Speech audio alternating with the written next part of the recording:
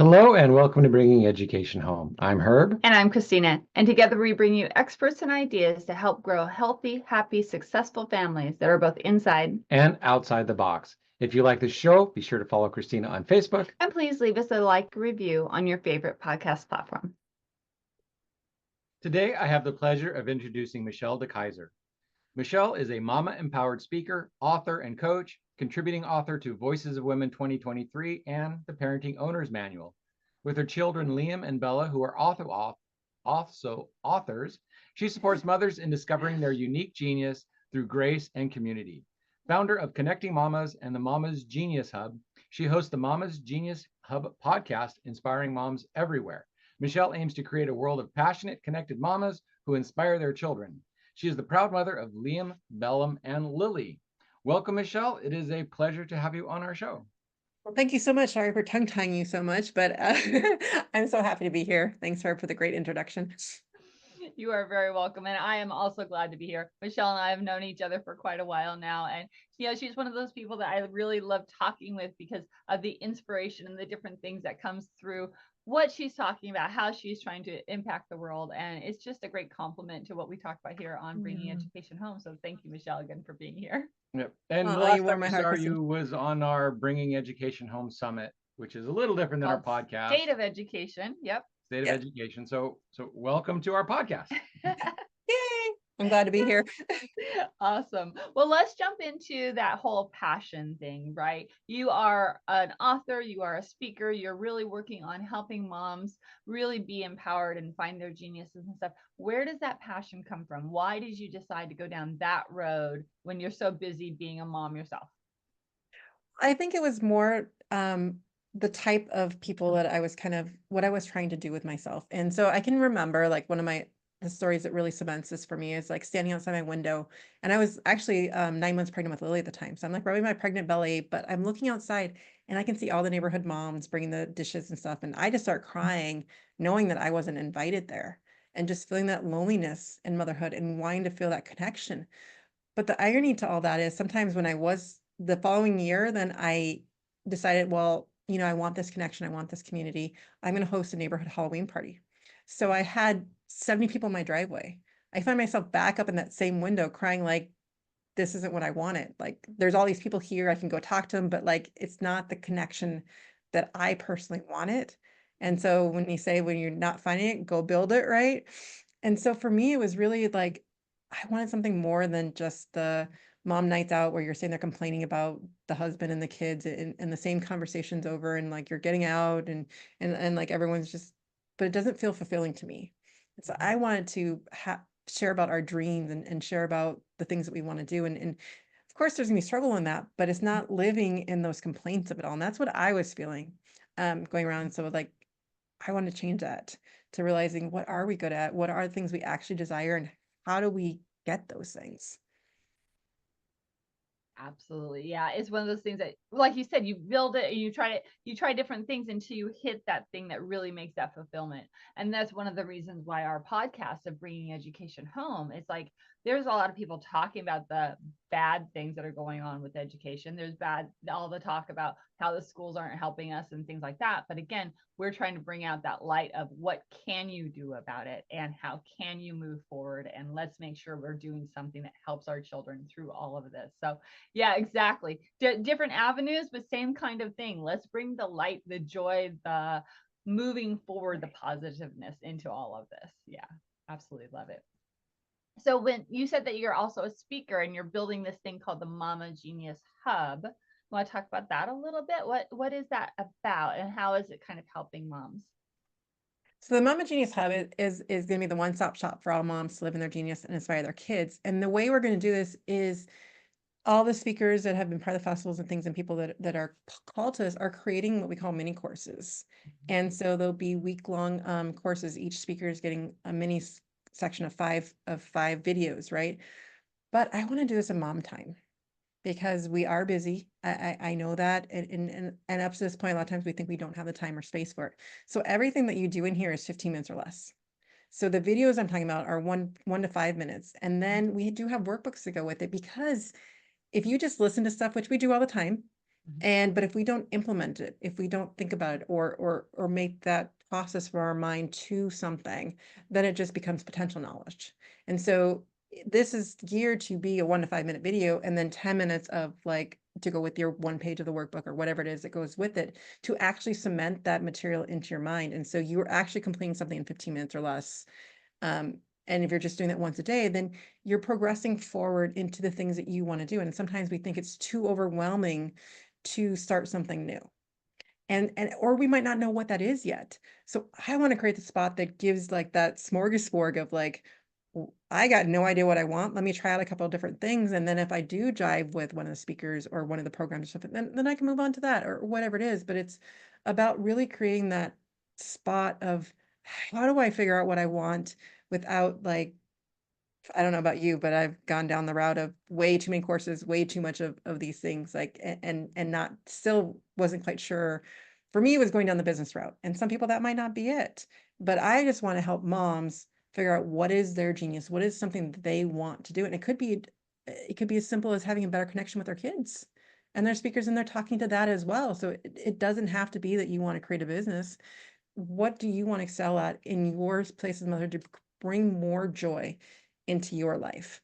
And that's what this is all about. I mean, we're going to have you in there at some point about homeschooling because we want those different avenues of showing what are the possibilities and then calling into your own intuition and saying, I have these choices in front of me that the hub has provided, but what is my intuition leading me towards? Because every mom is different, but then what you want today might be different 3 weeks from now or a year from now.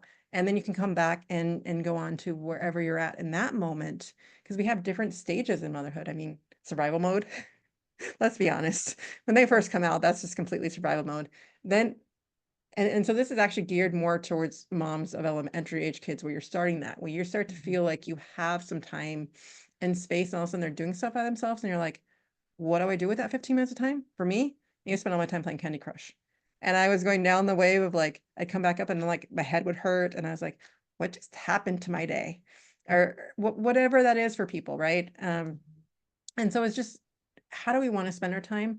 And what do we want to do with it moving forward? And so the hub is just that place to really have that creative space to figure out, I'm not sure what I want, but I can sample to figure that out. Love it, love it, love it. And I was drawing those same parallels as you were talking, is like, you know, the parents who want to take charge of their child's education, the parents who really want to do something different, they go down these rabbit holes or these big things. Oh, I have to learn so much before I can get started. Or, oh, I'm going to do it this way. And then they get into those modes of, oh, I'm going to learn everything about that so then I'll be prepared.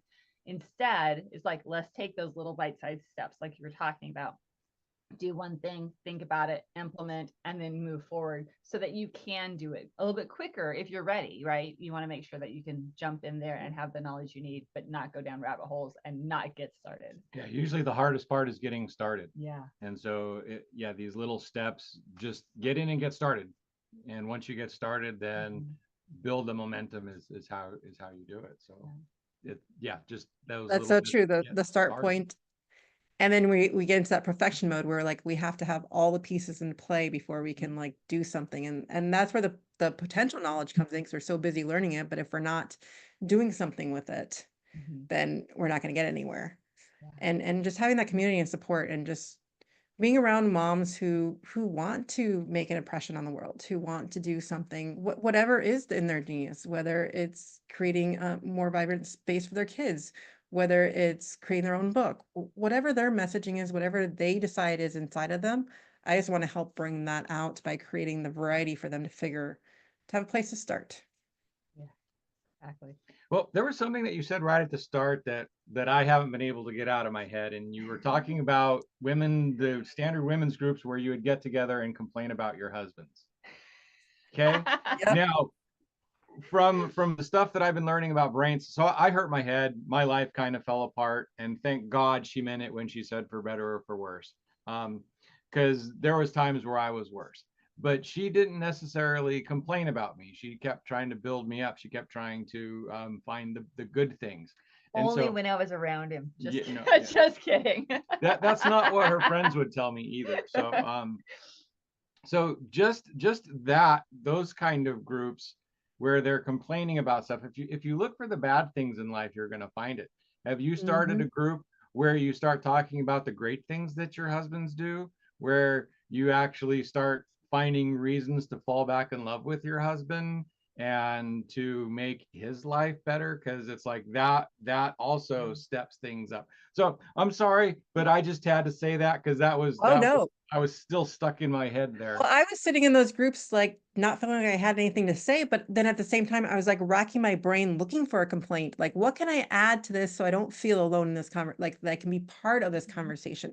And like you said, you'd find yourself like when you see the complaints or that you find yourself doing it. So I agree that's part of this as well, is like, let's look at the positive things. Same thing with our kids. Husband, kids, everything. Because I mean, we could focus on, for me, with my son especially, it was like, well, he doesn't have friends. And let me focus on that. And I was always asking questions about, well, who'd you play with? Who'd you do this with? And oh my God, the tension would like flare up. And then it would be like, going like this with each other. And the same thing can happen with your spouses when you focus on those things. However, like even with my son, when I started to focus on the things he likes, like gardening, cooking, things like that. And he's now working and creating his own podcast. He cooked dinner yesterday because he had bought chicken and stuff, and he cooked dinner from scratch, right? Mind you, he is only 13. And so he's our chef of the house. And so when we start to focus on the positive things that your husbands, that your kids have, and that's what the hub's all about, is really how do we find the genius in everyone around us and focus on that more rather than the complaints. We have challenges that we can step through, but complaints circle. And so that's what we don't want to focus on. Yes, we might have hard days or things that we have to work through, but the more we keep learning from them, we don't repeat it over and over, and we step through them, and we support each other in that.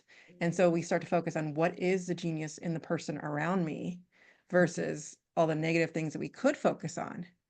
And then the positive starts to light up.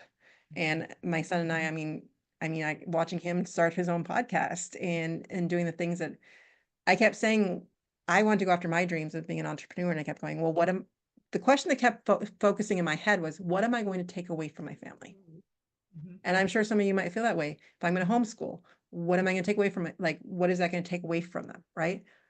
But let's reverse that question. What am I going to give my family? What are they going to gain from it? And even my youngest right now, 8 years old, I've been letting her go live with me in the Facebook group. We're not doing it outside the Facebook group, but even today, it was her idea we've been going to go on morning walks before school. This was her idea. And she was collecting leaves, and she wanted to talk about how we can throw the leaves into the water and wash the anxiety away and then put the joy on top of it. And this was all her just doing coming from her. And so when we start to put these things forward, for me, it's just like an invitation. Do you want to do this? You don't have to. And like, so when I was running the festival, there's days she didn't want to go live. I'm like, no problem. I'll do something else, but I don't want to not invite to do these things. But I would never have saw that when I thought about it. It was only like, well, I'm not gonna be around as much. I'm gonna be taken away, but like never saw that aspect of it. So when we reverse the question, again, we can focus on the negative or we can focus on the positive, right? Same thing with how we ask our questions as well. Yes, yes, yes. Reverse those questions and put it in the positive, right? One of the things that Herb talks about a lot is like when your kids come home from school, or when I would even come home from work, you ask them the blanket question of how was your day? Well, that's usually too overwhelming to answer, right?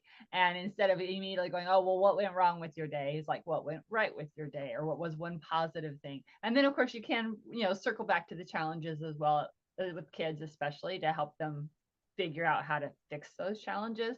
But yeah, changing those questions and really inviting them in, because we know our kids are watching us every single day. They know what's going on, whether we really think they do or not.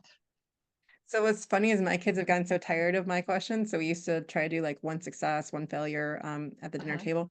And they got so tired of answering the format. They're just like, can we just talk? So I've got them to the point where they just want to talk about their day because they don't like my questions anymore. So I'm like, I'll take that.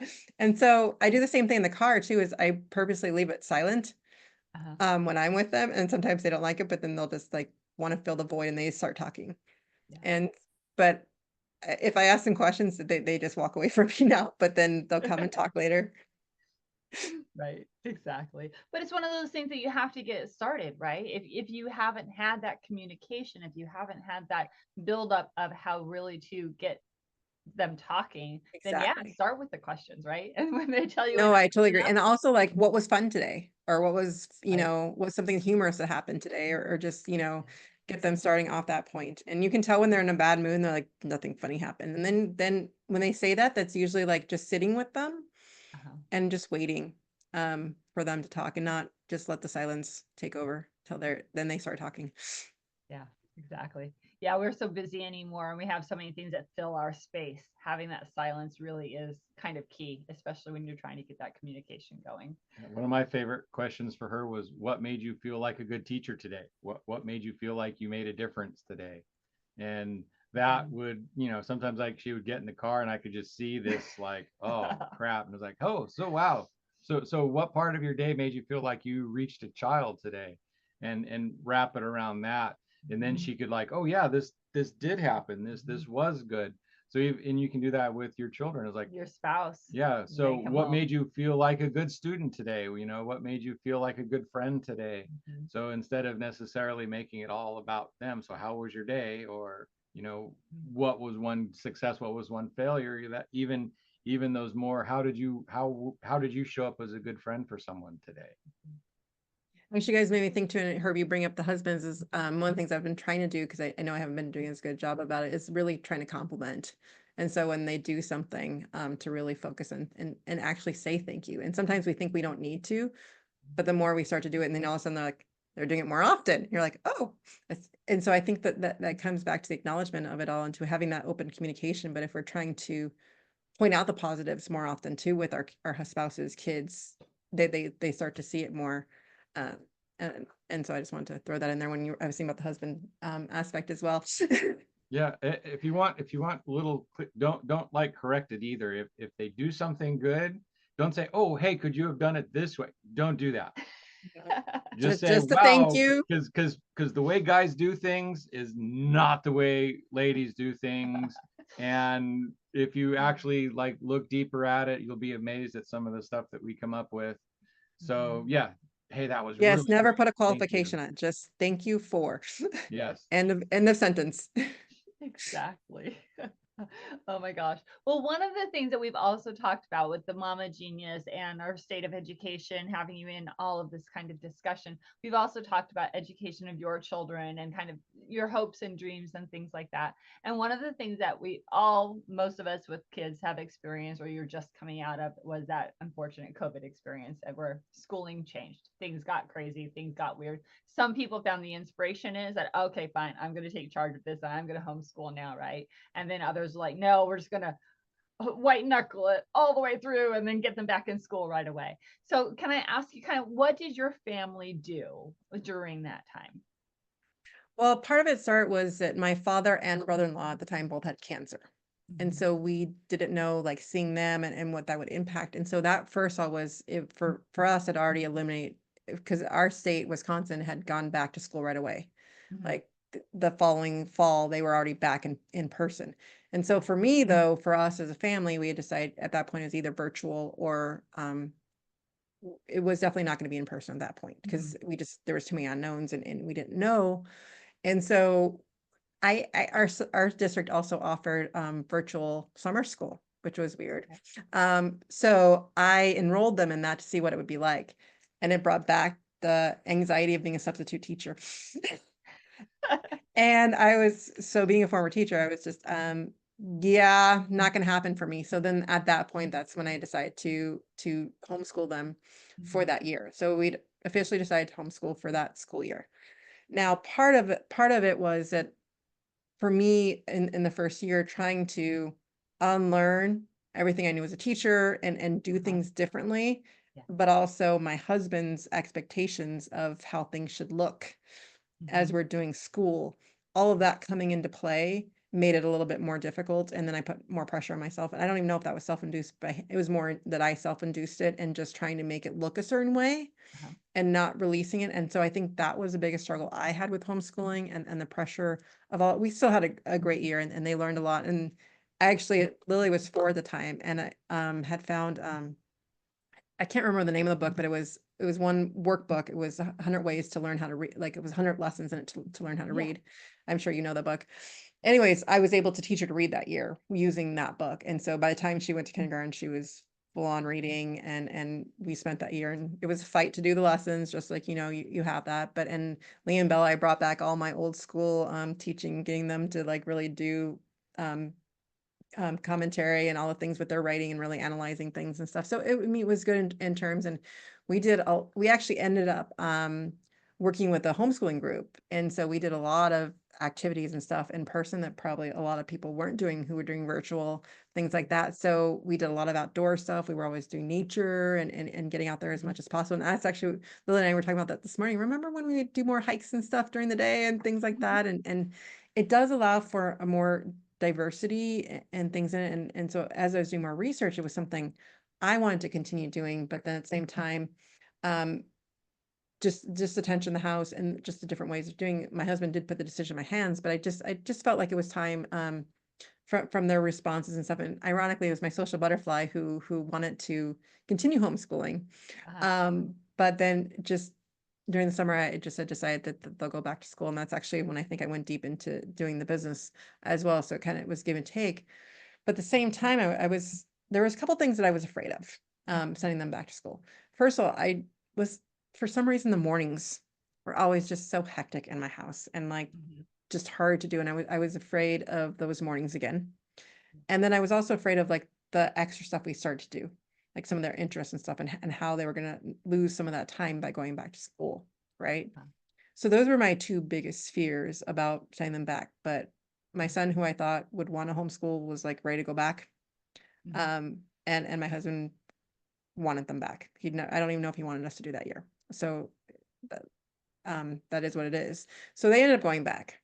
Now, what we did was, because those were my biggest fears, those were some of the things that I addressed in figuring out a routine and different things. So nowadays, like, they're self-sufficient in the morning.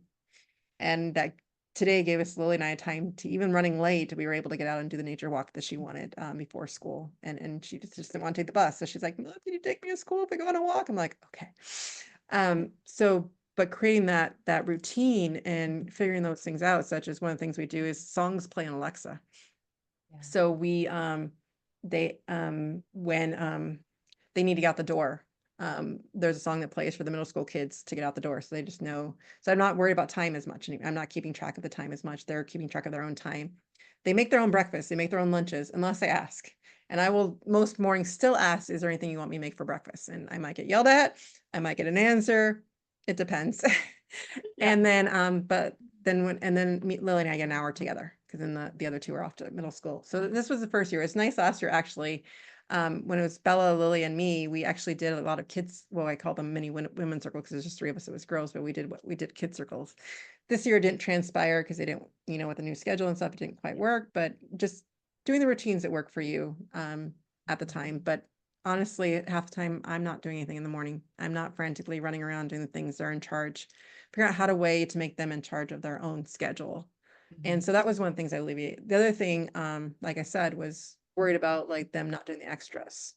And so, but that hasn't been the case, because I went down the entrepreneur route. Liam's still wanting to do his podcast. Bella's doing her drawing, and she's taking on to still at times wanting to write. And her and Lily are both swimmers. They're both state swimmers now and doing their thing. And I think it's just really about finding what their genius is. And when you're living in yours, you're now allowed to be the detective rather than projecting your own stuff onto your kids. You're now the detective saying, well, how do I help support what they want to do? And everyone's like, well, were you a swimmer? Nope. Still can't even do a freestyle to save my life. But I was vigilant about finding swim lessons that I liked for them. And we went through a whole bunch of different ones, but I finally found one that actually fit my kids of competition, of like moving them up levels and doing these things. And when they got to level 7 and up, they're like, well, maybe you should try out for the swim team. So it came from just that vigilance of trying to find something that worked for them, that led them both to be swimmers. And Bella just took 2 seasons off, came back to her first meet, 200-yard breast, which is her stroke. And she's 11. She made a 12-year-old state time at her first race event back. Nice. And so I think it really just comes down to figuring out what they want to do. And everyone's like, well, don't you want her to do spring swim? I mean, why aren't you pushing her to do it? I'm like, she said she needed a break. And my goal with this is like, if you commit to it, so right now she's committed to fall and winter. If you've committed to that, you're doing that. But in Exactly. winter, when it's over, if you want a break or you want to do something different, there's your options. So I think it's allowing them some freedom and choice. But you make that commitment, you're sticking to it. So she decided to do cross country and swim to get back in shape because she'd missed 2 seasons. And that came from her. That was Yeah. not me even pushing or suggesting. That was just her deciding. And I think that's what it comes down to when you offer that to them. So when you first started talking about homeschooling, you said the way you were doing it brought back nightmares of your substitute teaching.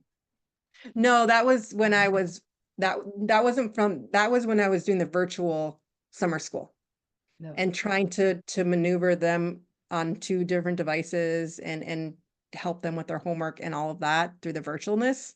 And that's when I realized that virtual school would not work for me for the year. Good fit for Like your that was family. not something that if I'm going to do this, I was just going to take them out of school. And that brought back the nightmares was just that virtual summer school. And I was like, nope, not doing this. Now a few words about Vibrant Family Education. How many entrepreneurs and business owners start out on this journey to make a better life for their family, only to find that it took so much more time and effort than they were expecting that they had even less time for their family? I know I did. At Vibrant Family Education, we want to help you reach your family goals while you're still building towards your business goals. We do this by bringing you the third leg of the stool to keep your family upright, family education development. By bringing your children's education home, you will be able to model your work ethic and family values as you overcome obstacles and challenges to build your business. Instead of learning facts to pass tests, your children can be watching and seeing the dedication it takes to build your business and the legacy you want to create for their future. They will be able to witness the struggles and joys, the wins and the losses, and learn from you how to persevere and grow in life. Instead of waiting until you get successful to spend more time with your family, start with the end goal in mind and bring your family home. Instead of trying to repair your family after you reach success, let us help you start achieving your family goals from the outset. Learn to be successful with your family now, and no matter what happens in the future, they will be better prepared for life, especially after watching how you cared for and built not only a business, but a healthy, happy, and successful family. We offer a wide range of educational services, including how to easily get started with homeschooling. Come visit us at vibrantfamilyeducation.com and let us show you how. And now, back to our guest. Yeah, so we call it education at home because in a lot of cases, people try and replicate the school system at home and they call it homeschool. And so we try and break people of that homeschool model. I love that. Because it's not schooling at home. It's not. Yeah. So there you take the kids' personality, you take their wants, you make it individualized, and there's so much an emphasis on communication and family structure. So for us, when we're working with people, we really try and make it a family event, not a kids going to school at home thing, because that system isn't necessarily all put together right now anyway. Oh, I And even totally a lot agree of with these that. homeschool groups, they try and set up classrooms and they try and set up curriculum that goes for 4 or 5 or 6 hours a day, and that can be really dreadfully hard on kids as well. So we try and bring it back to, again, kind of what you talk about, finding the mama's genius. We bring it back to finding the children's genius. About where you find out what they love to do and you get them interested in that, and then you show them how to learn around that. You show them how to read around that. You show them how to do numbers around that. You show them how to build life skills around that. And then, like you said, you step back out of the way, and hours a day they're on their own trying to figure it out, going through their steps, going through their challenges, and getting their sense of self-achievement by, no, I want to do this. This isn't mom stuff. This isn't school stuff. I want to do this. I'm going to struggle through this and figure it out.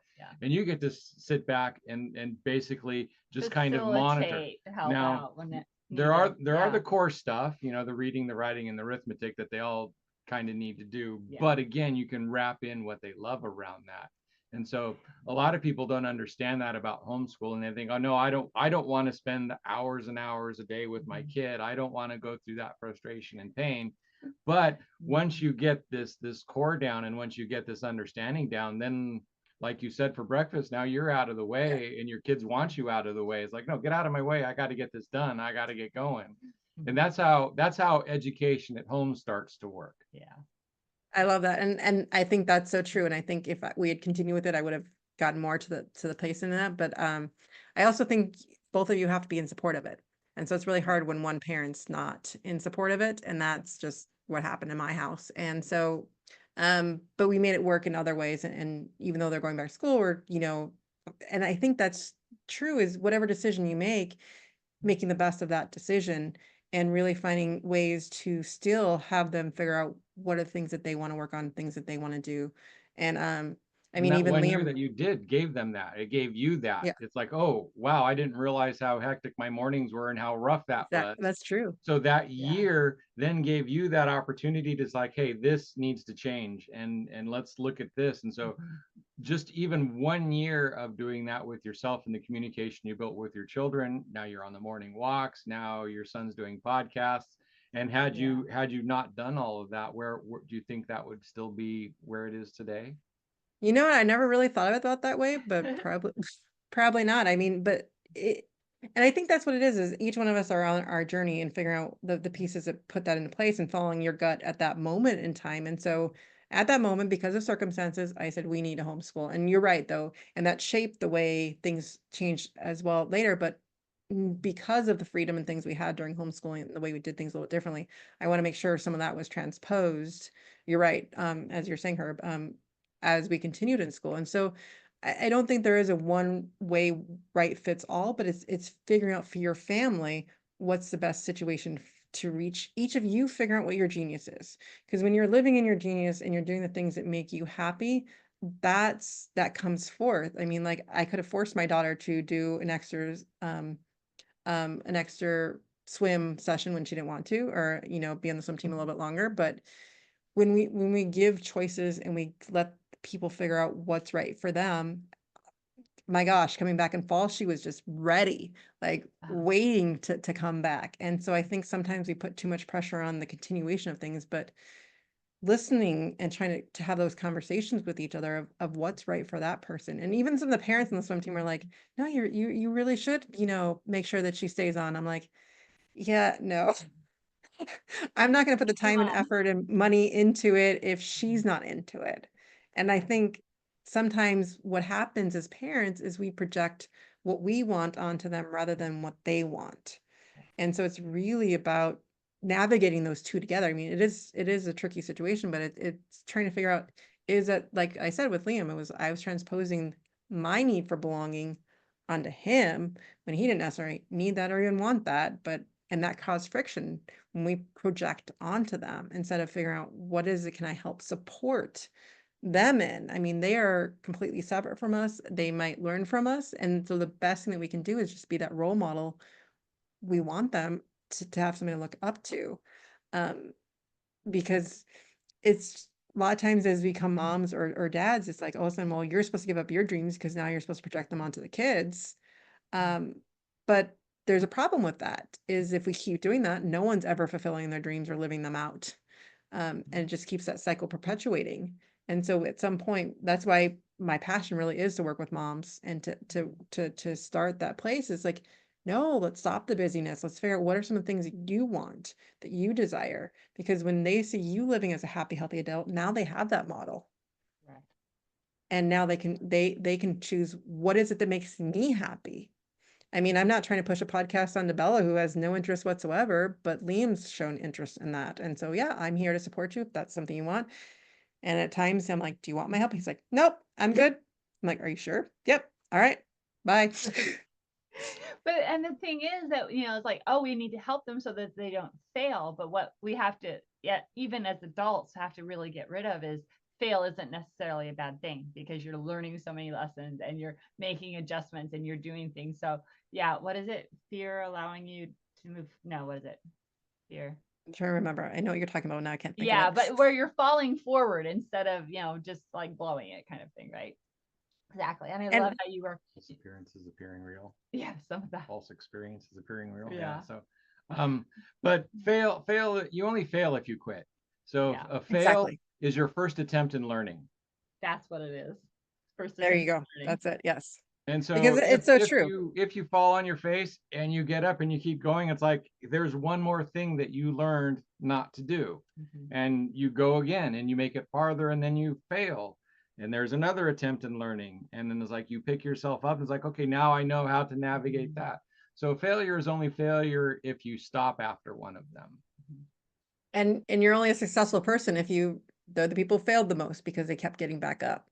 And Right. so everyone keeps thinking that it's this easy spot to like just get from here to here, but and everyone has a different journey as well. So that's why part of what the hub is for me is really listening to your own intuition, which we've disconnected from so much.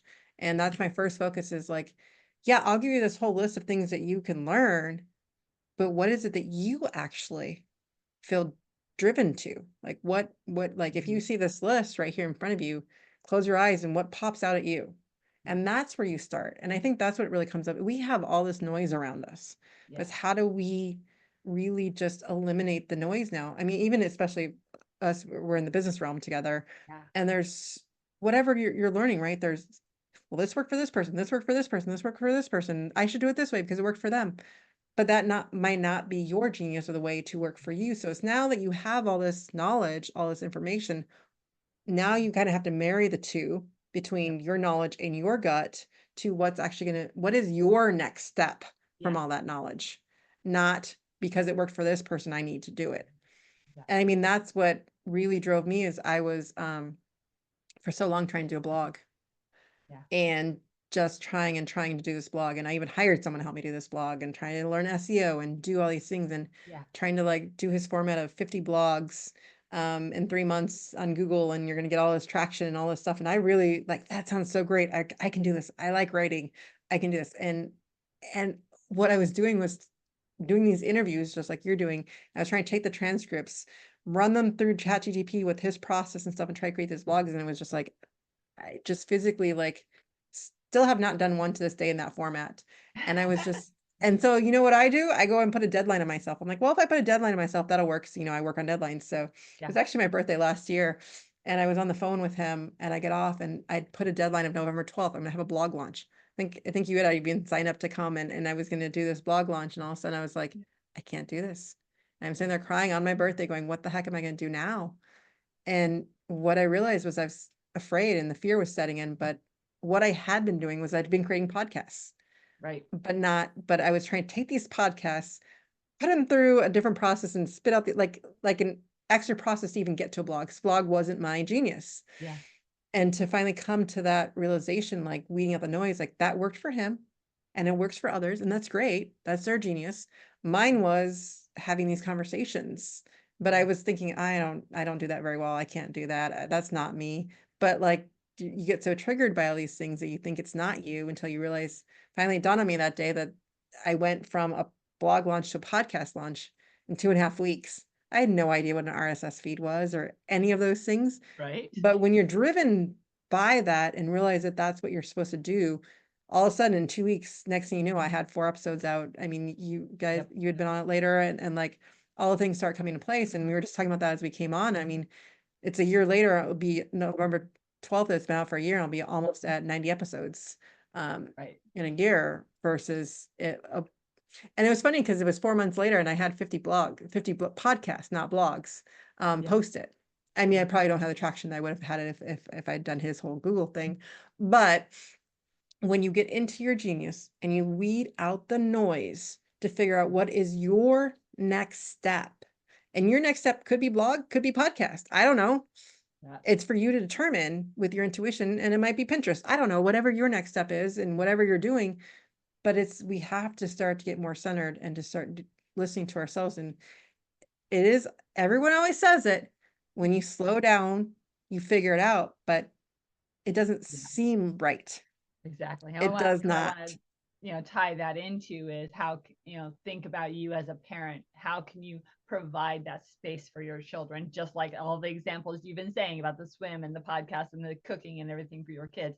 If we can slow down and not create life to be so busy for all of us and really give your child that space as well. I mean, you know, when they're little, they're going to be doing what they're doing, right? But when they get to that age of actually choosing things, give them that space and that allowance to make those choices. Yeah, one of our big things is talking about family values and writing down your family values.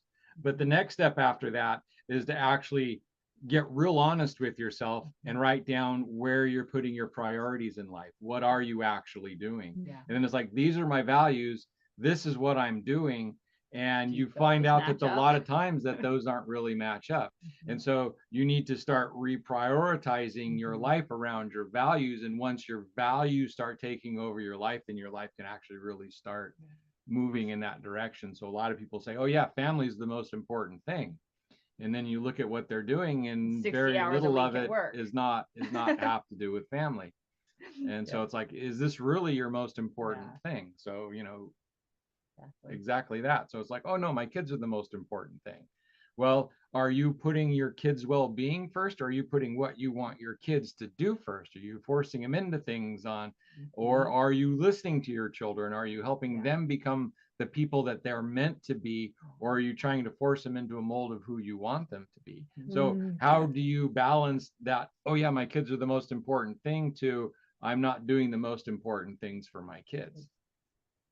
I love that too, because I think when you identify what the values are, and again, even if you want to start with your own values, even before you go to the family values, to start with what are your top values.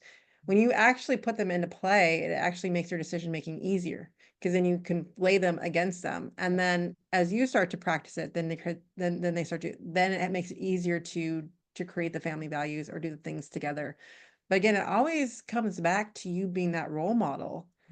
And like I said, with my kids sometimes, or my husband's like, oh my God, what's she bringing this time? What's that next personal development thing she's bringing down the line? You know, like they already have that caution to them sometimes, but sometimes I'll just start doing that. Like, well, why are you doing it that way? Or where did you learn that? And I feel that sometimes easier way than me just saying, oh, we need to do it this way. And it's true. I mean, because you think about your teachers or people who were your elders, right? You're like, well, they used to practice, they never practiced what they preached, so you can call them hypocrites, right? And a lot of times that's what our kids view if we're not doing the things we're telling them to do. And it's so much easier when you just start doing those things and they're like, oh, I want to do that too, or that makes sense, or these things. And so sometimes I don't even realize it. Yeah, right. That's, you know, totally a Gen X thing there. Do what we say, not what we do, because you know, we did all the mistakes. Now you need to do it the right way. But it doesn't work like that. And they see what we're doing. Yeah. And that's where that's what it really just comes down to. And so when and the easiest way to do those things and do the things that are modeling for them is when you're doing things that you enjoy doing. When you are joyful about the things you're doing. That's why I'm so adamant about the genius aspect of finding the things that bring you joy, the things that you like doing. And I'll admit right now, like not my best days or things, and they see that and they'll ask questions, or you know, but then you have talks. And even last night with Lily, she was just like trying to talk about her emotions and things as an 8-year-old, and just the quality, like I would never imagined at my age being able to have that kind of conversation, or to even be a realization aware of my emotions or what that even meant.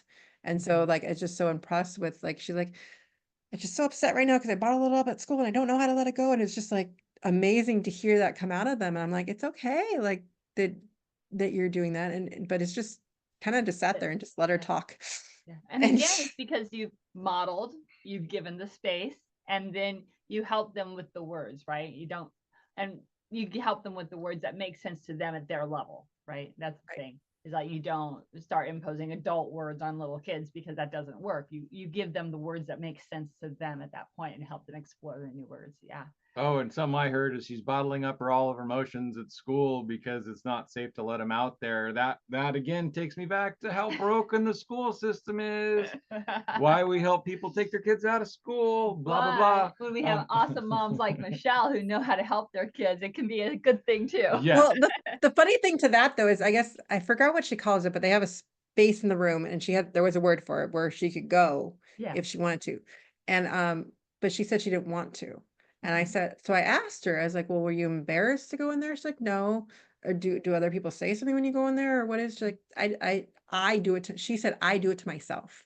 Like, Okay. I don't want to go in there. And so it was interesting, like that sometimes we do give, like, the schools are doing different things to help, but it was interesting listening to her and seeing that it was self-imposed. And so it, but again, it depends on the kids, because if they're not learning about EQ or emotional intelligence, what I was trying to say, I always start using abbreviations.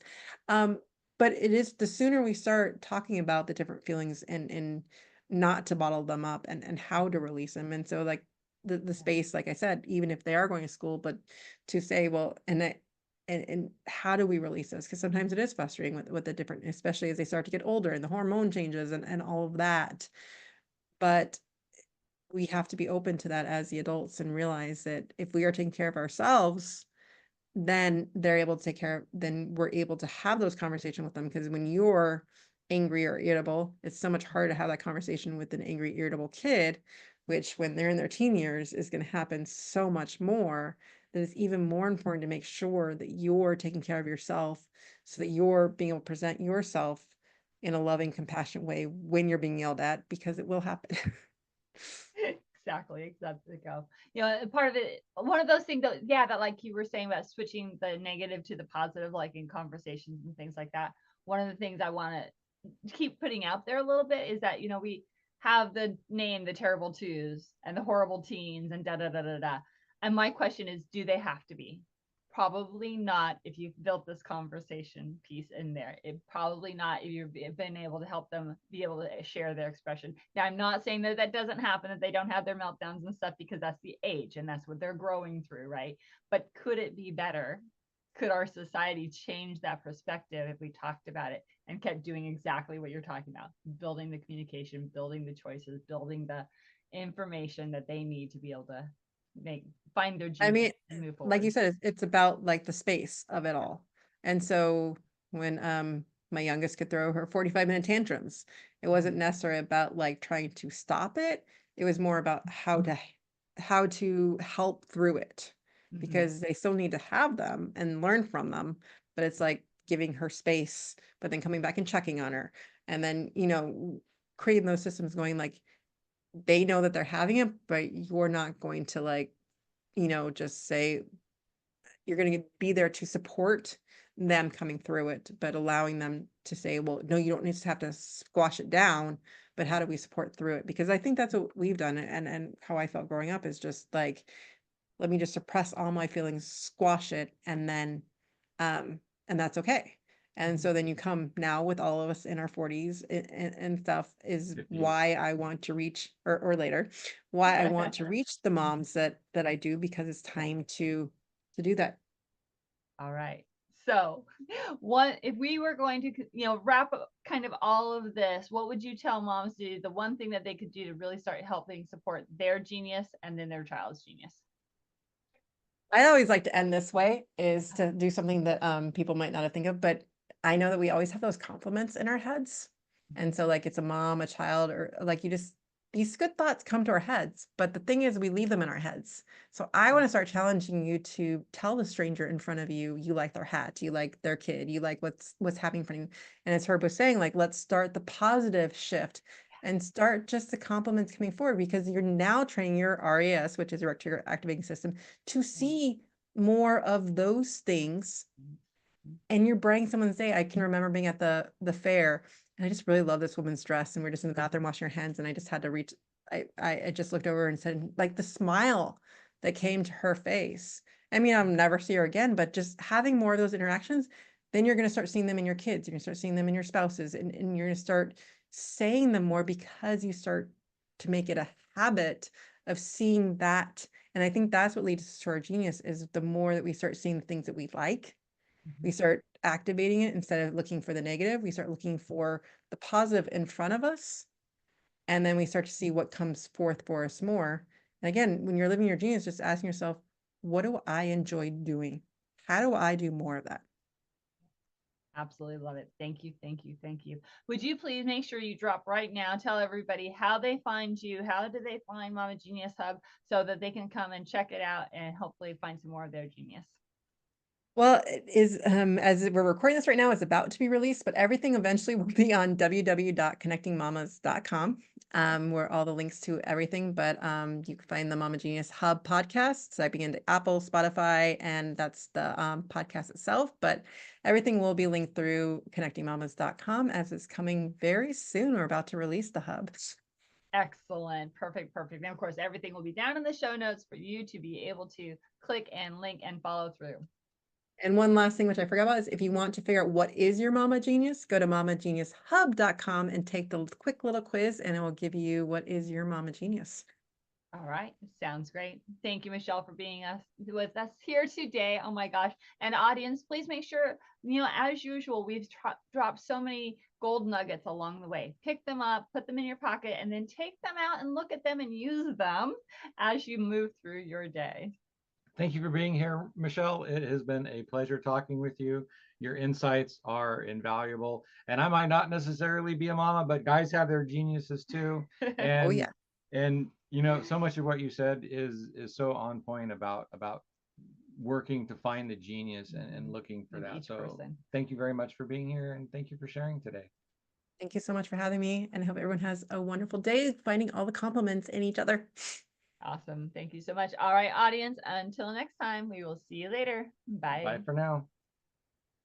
Hello, and welcome to Bringing Education Home. I'm Herb. And I'm Christina. And together we bring you experts